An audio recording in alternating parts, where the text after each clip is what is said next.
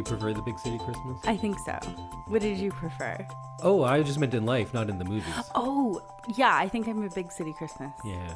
I like things to do. I don't love the idea of just like one strip of houses. But you love cows. I do love cows. Christmas cows. True. They're the tastiest. I would say we live in the big city. Yeah. There are cows. I could have Christmas cows in the city. Yeah, we'll have some Christmas cows for dinner. Oh. No, usually Christmas turkeys. Christmas turkey. Maybe some Christmas pig. Turkey ham. Roast beast. Roast beast. That's I what do I'm love gonna a make. roast beast. That is your favorite. That's what I'll make. Great. Well, welcome everyone to another episode of I Love This, You Should Too. It's a very festive episode. I'm your host, Indy, Roast Beast Randhawa, and with me is my lovely co-host. It's Christmas in the City, Samantha Randhawa. That's me. I thought you were going to say Christmas cows. Christmas. Oh, I think if I called you a Christmas cow, you would be upset about it. I think I probably would. Yeah. Well, we're doing Christmassy stuff, so Sam got to pick our movies for the week. Movies. Yes, plural. we watched two. What were they, Sam? We watched Sister Swap, Christmas in the City, and Sister Swap, Hometown Holiday. Also known as Christmas at the Madison sometimes. I wonder if they replayed it just on its own. Yeah, and said, like, we're not even playing that other one because... They were like, this is clearly the better one. We're just going to go with that. No, I really thought that City was a little better. It was a little more believable. I don't know that it was. I don't know. Okay. We'll get into it. I have issues with both. It's marginal. I just think the lead in City is better. I think that's what it is. Yeah. It makes less sense. It does make less sense. But yeah, you're right. Better lead. So it tricks you into thinking it's better. So you're like, yeah, this is my favorite one. So these came out in 2021. You had never seen them, but you still suggested it? Never saw them. Thought it was an interesting premise. Like the idea of having two kind of side-by-side movies that are telling the same story but from different points of view. I thought that was kind of interesting and different. But that's not what they're doing. They're not telling the same story. They're very different stories in different places. Yes, but they do happen around the same time. They happen at the same time. That's kind of what I found interesting, was like that these stories were happening at the same time. So that's why I picked it, and I'm sorry. Because there's so many Christmas movies that you love, you'd think you'd go with one of those. But you went fresh. I think it kind of didn't work out because they're not great. It was not great. Had we known, I think you should watch Hometown Holiday first, but we watched Christmas in the City first. It was so confusing. But I think it's still confusing because it was just poorly done, is what it was. For a movie that's short and very little happens, they make it seem unnecessarily convoluted. Yes. Should we start off with Christmas at the Madison / A Hometown Holiday? Yeah. So we have sisters Jennifer and Meg. Jennifer lives in Salt Lake City. She runs a successful restaurant and has a teenage son named Simon. And that took me a very long time to understand. Yes, we didn't know the characters' names until... Or what their jobs were. No. It's just like, hey, look at the restaurant. How's the decor? And then they go, oh, wow, it's the exact same thing that you talked about. But we don't know what that was. Because we weren't there. No, and it's not like that was in the other movie. It seems like these are the second and third parts of a trilogy. Yes, it did feel like we missed an hour of context. Most of both of these movies deal with the death of their beloved uncle, who we never meet. No. We see one flashback of him talking to the kids in the theater, Yeah. played by Kevin Nealon. So I guess they only had Kevin Nealon for 4 hours. So they shot him out that day. And it all revolves around the relationship that both of these daughters have with their uncle, but we've never seen that relationship. And they don't even really talk about it. They just say like, oh, you know how we always go to France? And we're like, I guess. They mentioned this trip to France so many times. And also it seemed like she's not going to come back the way they talked about it. They never give when, like they said after the holidays, which could be December, could be March. The main love interest is, well, I can't be with you. You're going to France. She's not moving It's there. not permanent. She goes every year. Yeah. So clearly it's not permanent. She has a history of coming back. But that's not even the movie we're talking about. Or how long she's going for. There's never a mention for how long she's going for. No. Like, or when. or when, or where exactly, or even, who, or what or she where. does. Yeah. It's just France. I always go to France with Uncle John, Dave, Uncle Dave. Uncle Kevin Nealon. Uncle Kevin Nealon takes her to France every year, and they meet the wackiest people, I think they describe them as. That's another one of those things where they'll say something and then that clearly is not happening. Like they'll go, wow, this is the most beautiful tree ever. And then we just look and it's clearly not. Yeah, or This why is a are you garbage crying? tree. Happened twice. So often they go like, oh my God, I'm crying so much. And the person is not crying. They're like grinning. It's very strange. It's like they're cutting the wrong scenes in sometimes. Yeah. It's like it's very much like, it's not hard to get an actor who acts a lot to have like a sad moment, I think. If the dialogue says, I can't stop crying, maybe that person should be crying. Maybe you should like, spritz whatever you do to make actors cry. Or change the line. Or change the line. Those are the two. Just be like, why are you sad? So, back to hometown Right. Christmas at the Madison. There is a character named Frank who they make a point of saying eats dinner there every day. He comes back in the next movie and he's estranged with his daughter and they try to reunite them. Why is he estranged from his daughter and why does he eat there every day? Yeah. They never mention it. We never get information on that. Also, it turns out he's rich. Yeah, at the end, they have a Deus Ex Machina where he's like, hey, you know how the whole plot of this movie was dependent on that money that we all lost now? I'll just give it to you in the end. I have that money just waiting around for nothing. But they'll spend so much time on a side character, and it's all about getting him back together with his daughter. We don't know what happened. No. Maybe he was abusive, and that's why she's not talking to him. Maybe it's good they don't talk to each other. Maybe he's like freshly out of jail for murdering her mother. Let's Very not possible. force people to have reunions who like we don't know the backstory of, because they clearly, so like we don't know the backstory because they were really bad at exposition in this movie, but it also seems like the people in the movie at the restaurant don't know the backstory either. No. Well, they probably had 3 more Christmas movies to shoot that day, so It's true. they don't know which movie they're even shooting. They just say the lines. The daughter and him get together, they meet up at this restaurant, and then she's gone within like a minute and a half. Yeah. She's like, I can't believe you always do this, and like walks out. And then she comes back and everything's fine then. And then they're all good. It's very And what is strange. the thing he always does? We don't know. I don't know. We don't know. Maybe he hit her off screen or something. Like, exactly. I can't believe he you slap always do her this. across the You face? always slap me, Dad. I don't know. I just need to know what their issue is. Why do you devote that much time to a character, have this whole separate B plot, and don't even tell us what the issue is? Oh, exactly. How does this man afford to eat what appears to be 3 meals a day at this restaurant? Well, he's rich, remember? Well, he's magically rich. But I feel like All that that's insurance money from the insurance scam where he murdered his wife. murdered his wife. And that's why she was upset with him. Yeah. Okay. But it's just like, how hard is it to be like, oh yeah, he was in tech and sold a company and is now like comfortable. And he missed all of my birthdays because Yeah. he was busy making that money. Explains all of the questions we have for this. Nope. So in this movie, there is a movie theater that Uncle Dave used to run. Yes. He's been dead for 6 months. 6 months.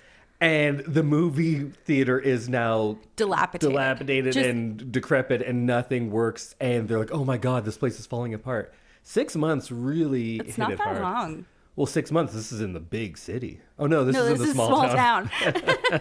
But yes, there's the furnace doesn't work. The furnace looks like it's from There's no like electricity. 1810.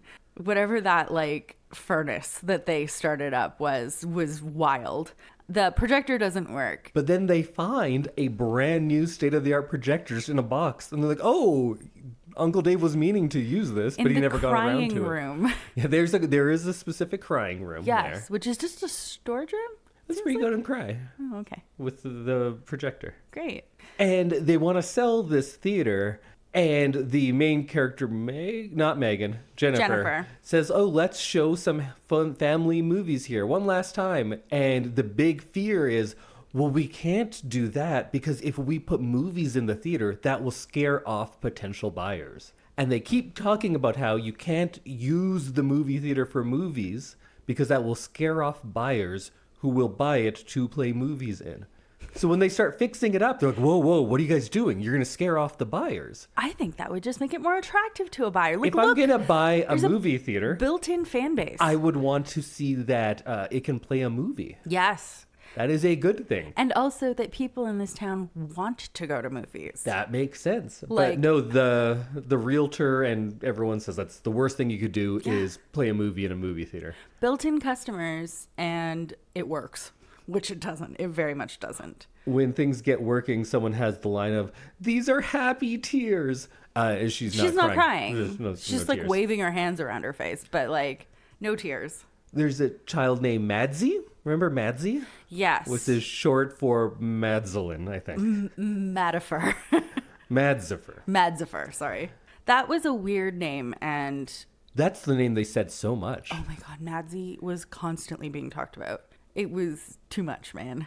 In both of the movies, there's a climactic part where kind of the main characters meet up, and it's singing in the town square. Mm-hmm. And it shows everyone playing the music because it's all characters from the movie. Right, yeah, like the dad's playing a guitar. Except nobody is singing, but singer. We hear singing. We saw so many shots of this band. 0 people are singing. Nobody is singing. Yeah.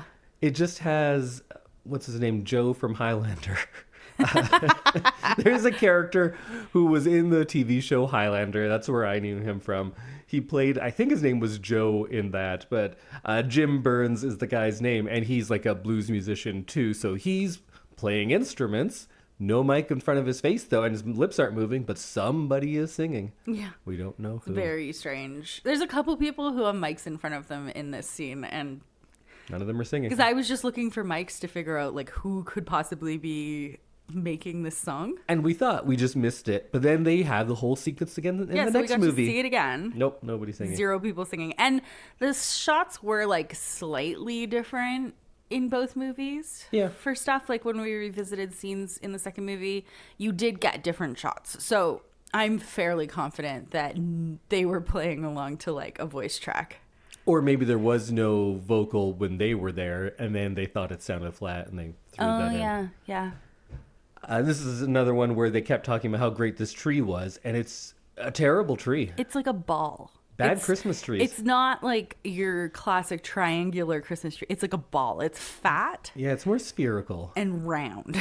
Well, in the next one, it's a double wide. That's why. It is a double wide, yes. And then the town all shows up because they want to watch this one family's home videos. Which is weird. I think they were there to see a Christmas movie because Madsy at the end was like, that's my favorite Christmas movie. But in the first time, it's just for home videos. Yeah. It's not as full that time. Only half of the town showed up for that one. There was like 6 people in there. Yeah, it's all about like, we're going to have one last showing at the movie theater, but they do it 3 times and then show movies and sing outside. Yeah. Most of the party happens outside. Didn't really make a lot of sense. Yeah. Like, you're not trying much. Just do what you say you're going to do. Have a movie. If you say, like, wow, look at this great Christmas tree, show a great Christmas tree. Yeah. If you're going to say, oh, I'm crying so much, cry so much. If you Yeah. say, we're going to have a big movie theater opening, have a big movie theater opening. Show a lineup. Do something. I don't know. It was bad. It was bad. Why is everyone in Utah obsessed with red velvet? Every cupcake or cake mentioned is red velvet. And everyone says, like, oh, this is the best red velvet cupcake in all of Utah. I want to say, like, because it's 2021 and Utah tends to be, like, 5 years behind everything else. Wait, it was so, like, in 2016, everyone was into red velvet? I think so. Okay. Yeah. I just, if it's a Christmas movie, every dessert, because there's a bakery and there's several different cooks that are talked to in this movie. Everyone is making something red velvet. But it's not even the same. Sometimes it's red velvet cake, sometimes it's cupcakes, but it's always red velvet. It is very strange. There was also a line in one of the movies of like, why is it illegal to drink coffee in December? Yeah, you know everyone's offering me hot cocoa.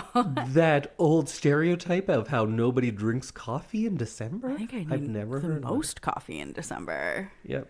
That's just a thing here. I was going to chalk it up to it being the fact that they're in Utah. Right. Which, like, I think it's illegal to drink coffee in Utah. So in December. In December, month for of our sure.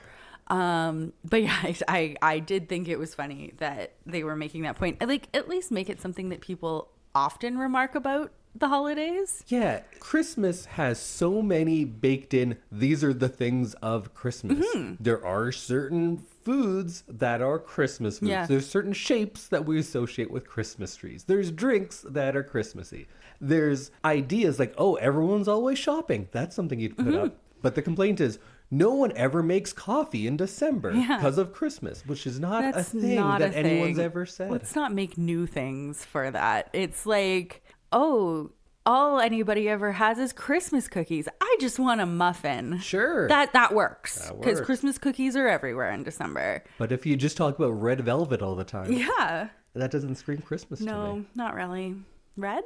I feel like red is Christmassy. Oh, which brings me to one of my favorite lines, but maybe we jump into the next movie already. But the line was when they're talking about one of the desserts, I was going to make it red, but then I made it green. But it was terrible because I used salt instead of sugar. And then the response to that starts a scene, and then someone says, you tell such a great story. It was not a great story. It's not even a story. No, that was... I was going to make something red, dumb I am. but then I made it green. What a great story. What a great story. Wow. Really glad I'm dating you, ma'am. So should we go into Christmas in the City now? Yeah, I think so. Manic Meg. Manic Meg. That's how I could remember her name because she is always cackling and smiling. And her mouth is always open. That being said, I think she's maybe the most charming person in any of these movies. She is giving 300% more than everyone else in this movie. She's showing 60% more teeth. She is. I think she has 60% more teeth than everyone else. She's good. I say that in this world, she is compelling. Her actions make no sense, but that's not actor choices. It's because this movie makes no sense. Yeah. She was fine. I liked her. So this was the Big City Sisters idea that Hallmark was like, yep, let's do it. This whole 2 movies, city, You mean country. the actress? Yes. Okay. It was Kimberly Williams Paisley's, the mom character. It was her idea, which is wild that they were like, yep, sounds good, no plan. Well, I assume she's a Hallmark Christmas movie person? Yes, they both are. Yeah. And they're real life sisters. They are real life sisters, yeah. But it just, I don't know. I feel like we need to like think it through a little more, Hallmark. Is she from Utah?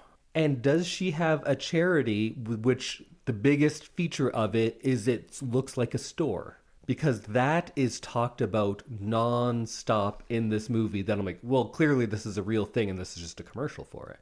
And I guess it's good if you're doing a commercial for something charitable, but they talk about this idea of like, what if it was like the food bank, but we make it look like a store? That'd be so much better for people. You know what's a good idea? If we made it look like a store. Yeah. It comes up so often and is just forced into the script, along with the phrase of, if you make a community, the community will show up. Community, volunteer, and make it look like a store are said every 50 to 60 seconds in this movie. And that child's name. And Madsy in the first Madsy, movie. yeah. They are from New York. They are not from Utah, but They run some sort of charity store. I assume so, because that's too much of one thing in these 2 movies. They must have just gotten a tax break from Utah because they talk about it being Utah a lot. Oh, it's constant, like Salt Lake City, Also, Hazelwood, Salt Lake City. We're talking about the big city, and we're trying to make it different from the small town. There's no difference in how it looks at all. We don't you see a did building say, more like, than... when are we going to the big city? I was like, we've been in the big city for 15 minutes now. There's no buildings more than 2 stories tall in No. this movie. Just like, it looks like a ski chalet. Also, Utah's not a big city. It's like 20% the size of our city, and we don't live in a big city. No. Utah's like 200,000 people. That's not as many as I thought were in Salt Lake City. Oh, yeah, Salt Lake City, not Utah. Yeah. Did I say Utah? Yeah, you said Utah, but I thought Salt Lake City was bigger than that. But it just looks like I am just throwing numbers out, but Bam. I guess it's definitely under 300,000. I'm gonna look it up. I did think that it looked like Banff and then another street in Banff. Yeah. It was definitely not. There was no differentiation. And it's about like, oh, Christmas in the country and Christmas in the big city. It looks the same. And in this, there, it's treated the same. It's not like, oh, everyone's busy in the big city. No, you just run into the same people on the same corner every day. It's treated very much like a small town. Yeah, absolutely. There's no difference between these two places. They also never drive anywhere in Salt Lake City. No, everything is 2 stores down. Yeah, it's like walking around. As of the census in 2020, there is under 200,000 people in Salt Lake City. Okay, so it's 2020. I'm going to say they're up to like 220,000. Probably, yeah. But that is fewer than I thought. That's one of my talents. I know the populations of many cities. That was very impressive, actually. Pretty good at it. I am bad with numbers and then also just bad at like guesstimating things. I know that Edmonton is like around 1 million. Yeah, if you include the satellite city. Yeah. Because we're all attached. Basically, yeah.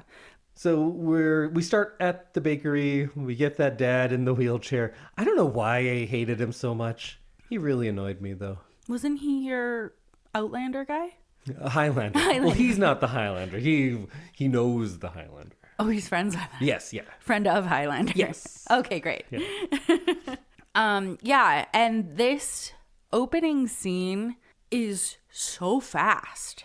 It's an incredibly efficient, if I want to put a good spin on it, exposition dump, because she comes and says, these are all of my traditions. This is my name. This is how long I've worked here. Now you go. And everyone just goes through and says, I've done this. All their things. Yeah. And also in that beginning, there's a phrase I'd never heard before in the world. These are the best red velvet cupcakes in all of Utah. Oh, yeah. I didn't know that anybody ever said that ever. It was so fast that I was having trouble listening and looking at the screen at the same time. In the first 10 minutes, they introduce 10 characters. They go to 10 locations and she does 10 bits. Yeah. Meg has to do like a bit everywhere she goes, but there's no actual comedy writing to it. She'll just go somewhere and she runs. There's like the meet cute in the store. Yes. But there's nobody working in the store. They go in there and she goes, oh, hey, what are you doing here? They've never met before. No. And he goes, what's in the case? And she has a tuba. And she goes, snacks. Just kidding. It's a tuba. Bye. And then leaves. And we're like, all of 3 seconds. Why did she come into this store to not buy anything? She was buying hats. Yes. She goes into the hat, but no, there's nobody there. Yeah. I think she stole hats. She stole those hats. I think she stole hats and got away with it. I think they used their budget on the 10 characters in the first 10 minutes. Oh my God. That was so much exposition. But also it didn't tell you anything relevant. No, because I mean, if we were watching a second, it might have made a little bit more sense, but it was like, who is this family? Why do they have this bakery? Who owns the bakery? What is this daughter's job? Yeah. She just jumps around from place to place and does a bit, but it doesn't tell you anything. And then the bits are like, she goes up to someone and says, I got a hat. Now you get a hat, and puts a hat on them. That's the joke. She's wacky. It's not a joke. Or the guy is buying decorations and she goes, that's not holly, it's mistletoe. Ha ha. Yeah. And he's like, oh, okay. I didn't know. And that comes up so many times. Of like, he doesn't even know holly from mistletoe. She calls her sister to tell her that her restaurant manager doesn't know the difference between holly and mistletoe. Like, and that's then they a life end up skill? just buying like a couple of sticks anyway. Yeah. It just runs through all of these things and there's no actual content. But because we've seen this formula so much, it reminds you of a movie with content. Yes. So when they run into each other, you're like, oh, this is the meet cute. Now they'll fall in love. But it doesn't have, they don't really meet. No. She just says, okay, then. And it's definitely not cute. Walks backwards out of the scene. It was very strange. And the reason we were calling her Manic Meg is because she talks about 10 miles a minute. And it's nonsense. That being said, she saved this movie. I think she did. I don't know how both of those things are true, but they have to be. She's charismatic. She is charismatic. She has garbage to work with. She does. But it is like she's delivering her lines in the Hallmark way. She is like smiley and pretty and happy. She's good hair. She wears the coats well. Yeah. I think that's all you need to do. Yeah, that's true. Like, she is very charming, but she is a lot. Yeah. I don't think I could be friends with her. No. Like, I would come home and just be like, I need to lay in the dark for 6 days. I don't like it when people say something with the cadence of a joke, and then I'm like, yeah, but what's the joke? It's not a joke. Okay, then. Meg, that's not a joke.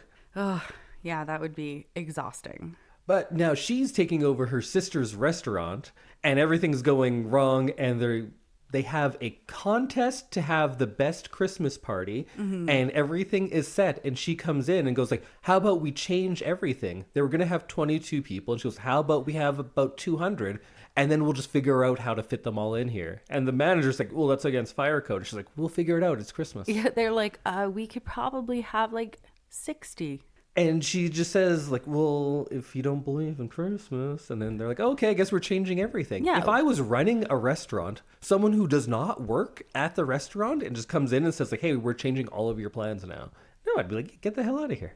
But also, this restaurant seems like garbage because the chef puts raw rosemary on spaghetti and meatballs. On everything. That's their thing. They're like, it's Christmas, so we put rosemary on everything. That sounds awful. Oh, I'm not a big rosemary guy. You don't like rosemary. I don't put any in my turkey. I'm a sage and thyme kind of guy. Rosemary, it's too strong a lot of the time. And if it's raw on top of spaghetti and meatballs, she's like just pine like needles. chopping it with a knife and just like puts a handful on top of this person's pasta. It's too much. What's the other spice that they were to serval? Serval is a cat. Right, yes. That was my Chervil? other good estimate. You said, how big is a serval? And I was like, oh, they're usually about 30 pounds. Yeah, I looked it up and it was 20 to 40 pounds. Yeah, I know about servals. Servals are pretty sweet. I do expect you to know most of the cats, but I do have a lot of cat knowledge. city population, that's impressive. Anyway, they mention this spice like multiple times throughout the movie because she can like taste it. She's like, is that Chervil? Whatever it's called. Is that a serval cat? Did you put a serval cat in here? Their heads are so little. They're so little. They're silly looking. They have like big shoulders. They have like cheetah shoulders and a teeny tiny little head. They kind of have like high cheekbones too. Yeah. And then their eyes are just real small and close together. Like very in the front of their face. Yeah. Servals. But so she's in the city for whatever reason and then just says, oh, I guess I'm just going to take over your restaurant now. Mm-hmm. The central conceit of this movie, of the switch, makes no sense at all. And they also talk about it because the sister who is now in the city, her restaurant now has no chef and they don't know what they're doing for their party and it's all going to be against fire code. And she says, okay, I'm going to come back. And the sister says, no, you can't do that. We've got it under control. And they talk about it being so far away. We learn it's an hour drive. Hour drive. Sometimes they go back and forth in the same day when it's just to go check on something and they don't even talk. No, they just go there. And see a ghost sing a song. They go back for that. But when her restaurant is like about to go out of business, she doesn't go back for that. No. And yeah, at the beginning of the movie, we were like, maybe it's like a 6-hour drive and it's through the mountains and it's winter and like you can't be doing that every day. It's an hour. You could commute. People live an hour away from their jobs. Yeah. Like that is not an excuse. Usually in this kind of movie, it's like, oh, all of the flights are canceled. Like there's a reason they're later stuck in apart. The movie. They make a point of saying all the roads are closed because there's a huge snowstorm. That's why people can't go to the big party they're going to have. And that's why it gets canceled. Yeah. They go outside. There's no snow on the ground. No. But that's whatever. Also, but it's then, not snowing. They cancel it because of this giant storm. And they talk about how, like, you can't drive between these two places. Don't go out if you don't have to go out. But then they make this drive between the two cities on that day when there's the huge snowstorm that cancels the party. And then they don't cancel the party. They're like, we made it walkable? Like we moved everybody's houses closer to the restaurant? So the movie is full of, oh no, we can't do it for this reason. Actually, we can. Yeah. That's how they solve it. Yeah. Is they just do. They just do it. How are we going to have this party when it's all been canceled? How about we just have it? Oh, okay. I never thought of that. And then they're like, well, how will we get this money now that the awards have been canceled? Oh, we just have it here. Oh, great. Oh, great. What a great plot mover. Yeah, nothing has any consequence. No, it's like, just kidding, we have it. Oh, and in my notes, her line is, "I'm so sorry to cry like this," as she does not cry. As she is grinning. Yeah, that whole, it's snowing so hard, everyone needs to stay home. You definitely shouldn't have a party then. That seems like you're putting people's lives at risk. And also, it's not snowing. And also, you can drive this distance, which is too much to come back to save your business, but it's fine to do in a snowstorm to just like say hi for one scene. Yeah, crazy. My other note says, "This seems like a commercial for this free grocery store idea. Did they put in all of the money?" It's, yeah. And also I said, everyone is amazed by junk trees. Yeah, everyone They go to has a like Christmas never tree lot, seen a Christmas tree before. and they're like, "Whoa, look at these trees." And they're just garbage trees. Oh my God. They're walking around and it is like, this tree has 4 twigs. This tree, 2. They're so spindly. And they make a big point of these trees, and both love interests, buy a tree, and they're like, "Oh, we both bought each other a tree. What? That's hilarious. Let's throw them out back." And then they just put them in the alley. You can't What bring do they do those with the back tree? inside. They're going to be so wet. It's just, it goes nowhere. No. They wanted to do a bit about, we both bought each other a tree, but it doesn't do anything. And then they drove one of the trees to the other town. So then she goes back to the small town for a day, doesn't talk to her sister or her family or the bakery that she runs, or go to the movie theater that her dead uncle was running that she talks about nonstop. But we don't really know anything about. No. Other than this stupid advent calendar thing. What was the advent calendar thing? There was like 10 figurines. It was like a Christmas village, but you open one every day. Oh, yeah. So did she like act surprised every year? Because it's the same 10. It's the same 10. You just see them Again. every year. And you unwrap them. I'd be like, can we just put it out? I know what's coming. Like, I know what days. It's not exciting after 20 years. Oh, we were talking about how when there was a snowstorm and then they said, "Oh, actually, you can all still come to the party," the way they did it.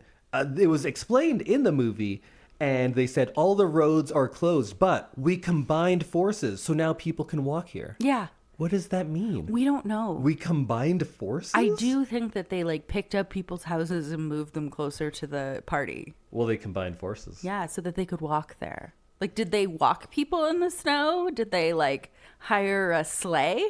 How do we combine forces? Samantha, they combined forces, okay? That's all you need to know. Gotcha. As long as everyone can come to the party, that's all I care about. Also, the love interest always has to go out and take a call. That keeps coming up. Yes. And it's not business because he's at the business. Mm-hmm.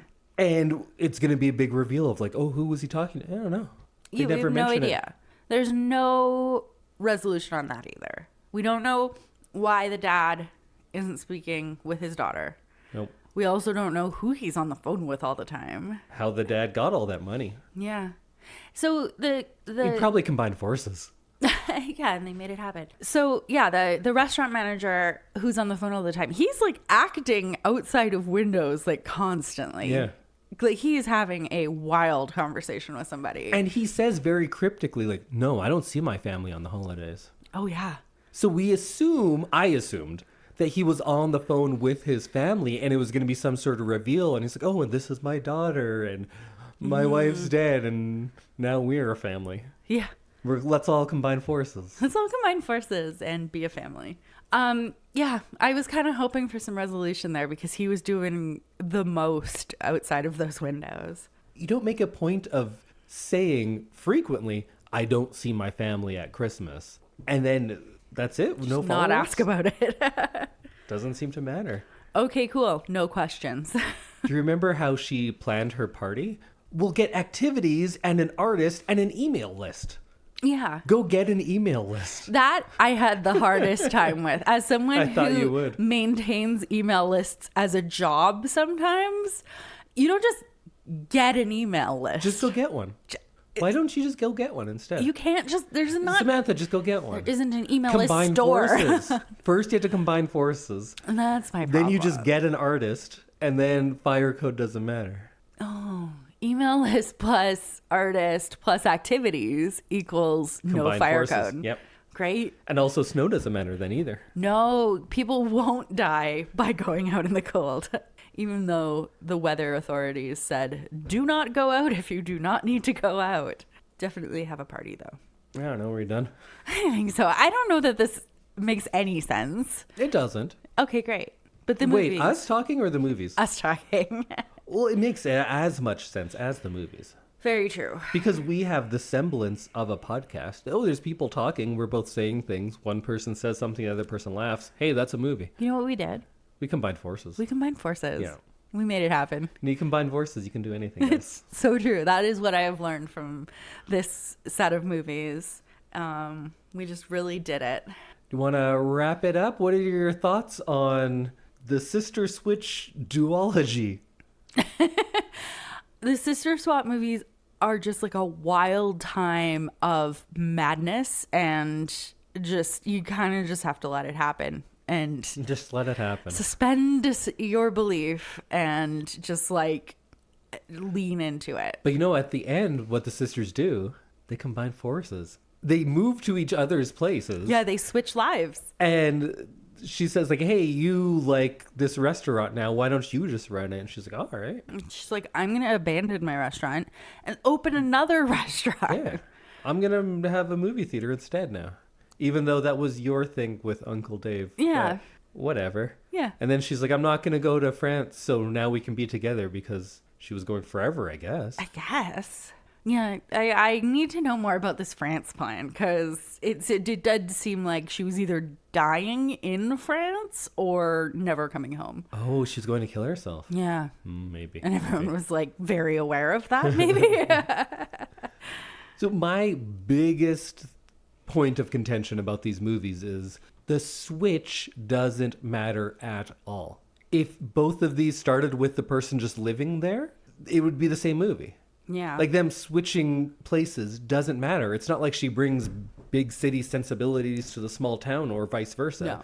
It's just, I used to run a restaurant in the big city where I knew everyone on the block. Now I'm back and I'm going to open a restaurant with the movie theater in a smaller city. Yeah. And then Manic Meg's journey is, I run a bakery. Hey, now I'm going to run a restaurant. Yeah. There was no change. No. Nobody changed at all in this movie. When your title is Sister Swap and it's about big city and small town, first, make the big city look different from the small town. Have a big city. Have a big city. That's Step one. That's integral. Find a big city. And then, like, sure, Utah's not a big city, but it's a city. Mm-hmm. Show me a building. Show me people in cars. Have someone who's like, oh, the traffic, or talking about city life. There has to be like a downtown business center. Everybody just knows each other. Yeah. And all they talk about is volunteering. That's all they talk about. It's like, oh, well, you have to volunteer. Yeah, of course I volunteer. That's all I do on the holidays. Yeah, it's not like powerful if you don't have all the things that you're promising. What do you mean? Like a big city. Oh, sure. Because yeah, it looked like I said earlier, like a street in Banff and another street in Banff. Yeah. And yeah, it just didn't have that power. The two big things about this are sisters are swapping places when one thing is city, one thing is country, and those points are completely irrelevant to anything that happens. Yeah. If they both woke up in the cities they were in and they just lived there their whole lives, it wouldn't make the movie any different. Yeah, I agree. Because what did Jennifer gain by going back to the small town? She didn't, like, nothing changed for her. No, because they made it seem like she's never been home for Christmas. She lives an hour away. Yeah. Like, why aren't you going home for Christmas? Also, why doesn't the other sister come home for Christmas? It's just an hour away. Yeah. She's acting like Salt Lake City is 17 hours away. I just found out that the city sister with the restaurant has a dead husband. Did that come up? No, the other one has a dead husband. The mom. Oh, yes, yeah, the restaurant one. Yes, yeah, the restaurant one yes, has a dead that husband. did.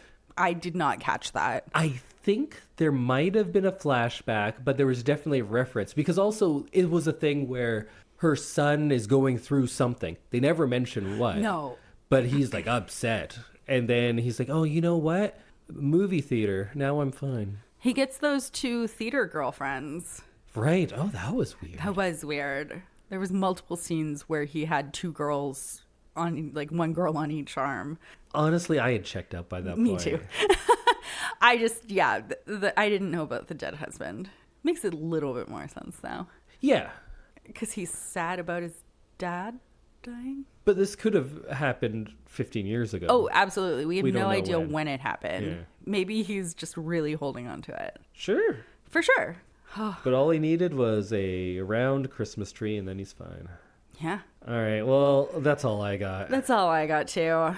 I wish we watched something better and talked about it. Or I wish we watched something worse and talked about that. Because this was like... Middle of the road. It was a movie. Yeah. It was just so poorly done, but not poorly done in any of the fun ways. True. It wasn't like terrible performances or really low budget, and you can like see the seams and how the movie's falling apart at the seams. This was just we don't really care about developing anything, and we think that you, the audience, are really dumb and won't notice. Exactly. Yeah. It's an insulting movie, I think. Oh, wow. Okay. Yeah. I think it's insulting to our intelligence that Hallmark just puts out garbage. Yeah. And I know I'm not like being the like, well, I am a big film snob, sure. But I'm just saying, if you have a character saying, I'm crying so much, have them cry. Yeah. If you have a movie called Christmas in the City, have it in a city. Yeah. If the biggest thing is how they're switching lives, have them switch lives. Exactly.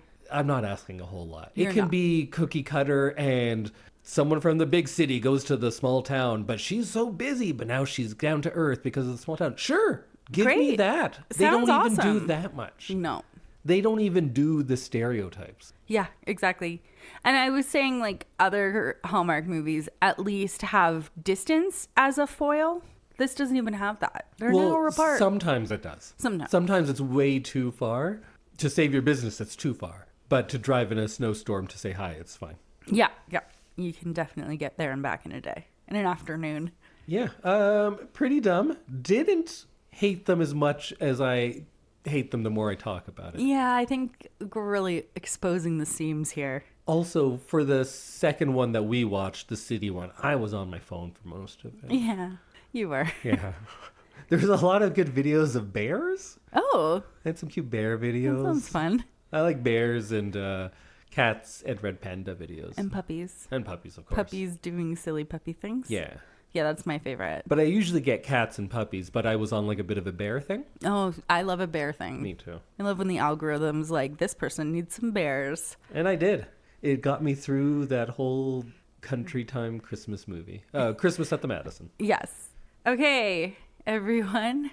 Merry Christmas. Merry Christmas. Oh, and you know what we're going to bring next week? We are going to re-podcast a classic episode. And are we going to do one of Indy's deep dives into his Christmas film history? No, we're doing Sam Spick, A Christmas Prince. Perfect.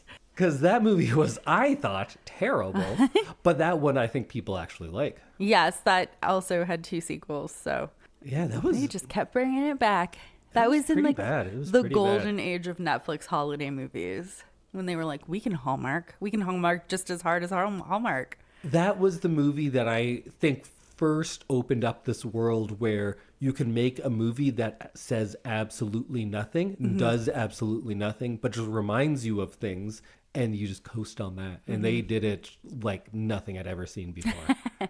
It was remarkable and terrible. Sorry for making you watch that. You're not. You loved it. It was pretty good. All right. Join us next week for some Christmas Prince. And then the week after that, it's the end of the year. So we'll be doing our Things of the Year. Things of the year. See you, everyone. Bye-bye. Ho, ho, ho.